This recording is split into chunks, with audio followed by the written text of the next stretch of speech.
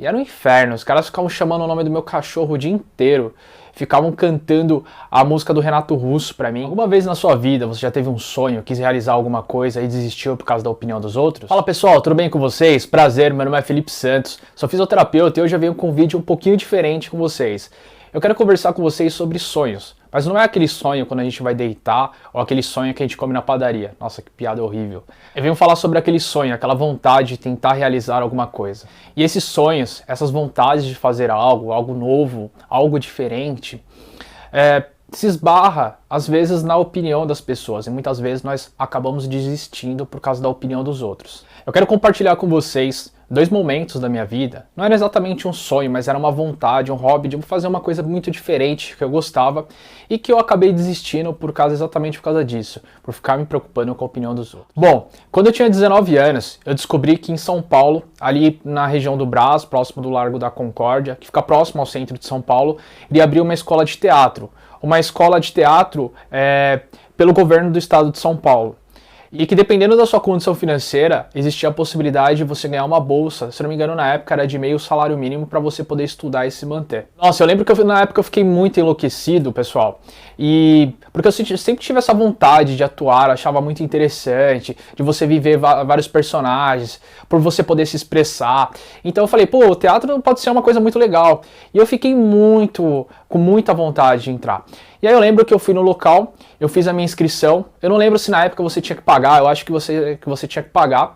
E como que funcionava? A primeira etapa, eram várias vagas para várias coisas dentro do teatro, não era somente para atuação. E a primeira etapa, você tinha que fazer uma redação, todo mundo tinha que fazer uma redação no dia da primeira etapa, depois você ia fazer os testes específicos para cada área. E eu lembro que eu estava muito empolgado, eu estava muito feliz, porque eu olhava para o lado no dia da redação e eu via várias pessoas fazendo e eu ficava muito contente, sabe? Era a primeira coisa que eu estava fazendo, que eu queria bastante, eu estava super me divertindo, gostando bastante. E eu lembro que quando eu fui entregar a redação, eu olhei era um dos professores, né? Meu olho chegava a brilhar assim, era como se eu falasse para ele, olha, eu vou entrar. E eu tava muito empolgado. E nessa minha empolgação eu comecei a contar pra todo mundo, eu tava muito feliz. Comecei, olha, eu talvez vou fazer teatro, talvez eu vou ganhar uma bolsa, eu tô concorrendo ali. Eu comecei a contar pras pessoas próximas.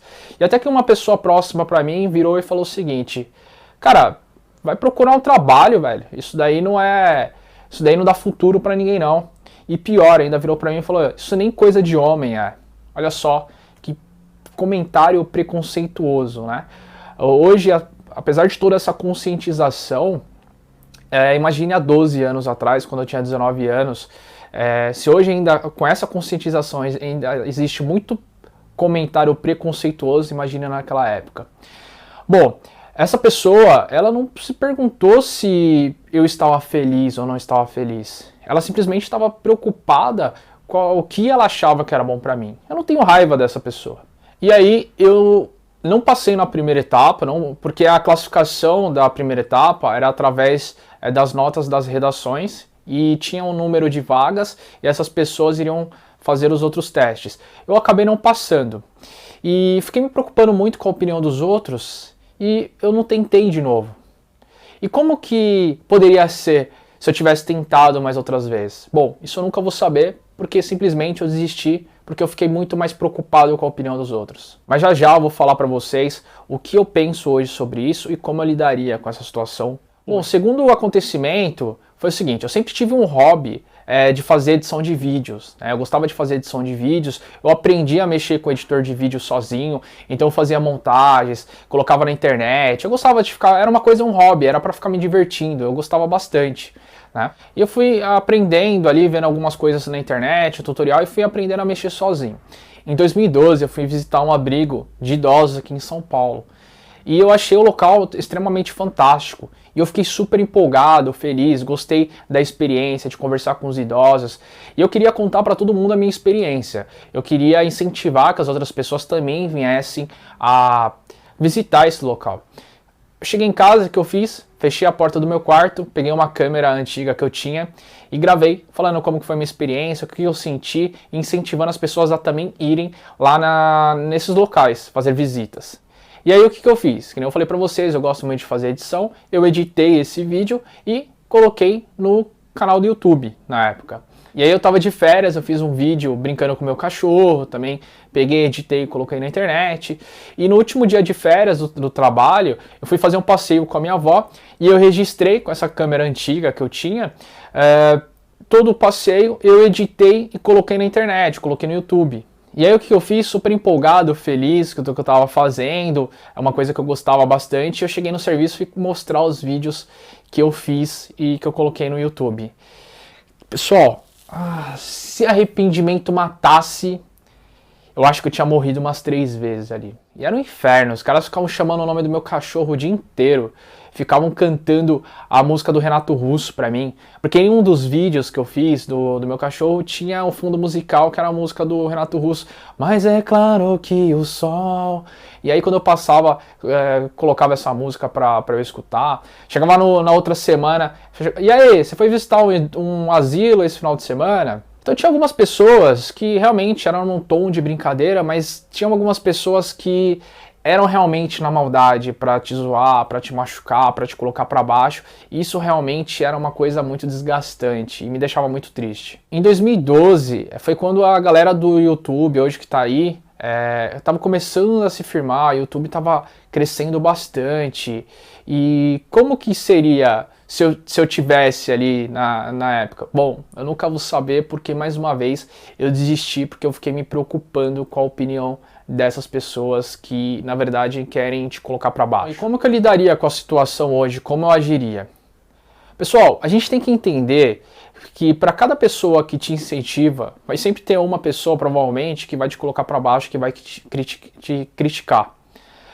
E entender isso, que tudo que você fizer na vida sempre vai ter uma crítica, e se você ficar parando ou tentando agradar a todo mundo, você não vai fazer nada na sua vida.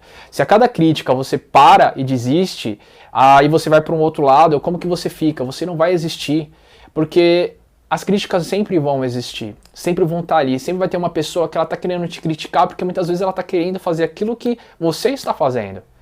Então existe crítica para tudo, o curso da faculdade que você vai fazer, as coisas que você faz, seu jeito de ser, a roupa que você gosta de vestir, seu estilo de música, sempre vai ter alguém que vai criticar. E aqui essa questão de sonho, nem tudo que a gente sonha realmente talvez a gente vá conseguir, mas é muito importante tentar. Por exemplo, eu posso ter o sonho de querer ser presidente do Brasil. Será que eu vou conseguir? Não sei, eu preciso me candidatar. Agora vamos supor que eu queira ser o presidente dos Estados Unidos. Será que eu vou conseguir? Não, porque para ser presidente dos Estados Unidos, pela legislação você tem que ser... você tem que ter nascido nos Estados Unidos. Eu não nasci nos Estados Unidos. Eu nasci aqui no Brasil, então eu não vou ser presidente dos Estados Unidos. Mas é muito importante a gente sonhar, porque o sonho mantém a gente vivo, mantém aquela chama de esperança. Porque se a gente não sonha, isso não nos motiva a buscar algo diferente na nossa vida. E como que isso é importante? Se você for querer fazer uma prova para passar num concurso público, entrar numa faculdade, querer alguma coisa, se você não tenta, você já tem a certeza que você não vai conseguir. Se você tenta, mas não consegue, você está ali no processo, você sempre vai ter aquele sonho ainda vivo. Por mais que você não consiga, você ainda vai estar feliz, porque você está no processo. Agora, se você não tentar, você já vai saber que você não vai conseguir, porque você não tentou. E nesse meio de caminho, pode ser que você descubra que aquilo que você sonha, aquilo que você quer, não é exatamente aquilo que você quer. E não tem problema nenhum você mudar. E também, não quer dizer que a gente não vai escutar nada que os outros vão falar, mas o ponto principal é que a gente não pode ficar movido somente à opinião dos outros. E é fato que esse processo de amadurecimento ele leva um certo tempo. Quanto tempo? Não sei. Isso vai depender talvez da sua idade, talvez da sua experiência de vida, porque isso tudo influencia bastante. Tem pessoas que, por exemplo, estão no processo de adolescência, que você está num processo confuso e a opinião dos outros te afeta bastante. E tem adolescentes que não, que já sabem exatamente o que quer. E tem pessoas adultas, com uma certa idade, que também ficam muito se preocupando com a opinião dos outros. E não entenda isso como um defeito. Entenda isso como uma experiência, porque tudo isso que eu passei, tudo isso que eu vivi, eu vejo isso como uma experiência, como uma maturidade. né? Esse processo ele levou um certo tempo. Obviamente que a gente não vai dizer, eu nunca vou me preocupar com a opinião dos outros, porque dependendo da opinião dos outros, magoa a gente, dependendo de como a pessoa fala. Mas eu não posso ser refém dessas coisas. Então nem tudo vai sair como nós queremos, mas o importante é manter essa chama acesa dos sonhos, porque os sonhos nos motivam a viver, nos motivam a buscar algo. E na vida, nem sempre as decisões são fáceis, pessoal. Tem decisões que são mais fáceis, tem decisões que são mais difíceis, às vezes a gente tem que abrir mão de uma coisa para conquistar outra, mas sempre tenha confiança em você, tá bom? Esse vídeo foi um pouquinho diferente dos habituais, que eu falo muito sobre ciência, mas é importante porque isso faz importância na nossa vida. Se inscreva no canal para receber mais informações sobre saúde, sobre ciência, sobre as questões de vida, filosofia, e nós nos vemos no próximo vídeo. Muito obrigado e até a próxima.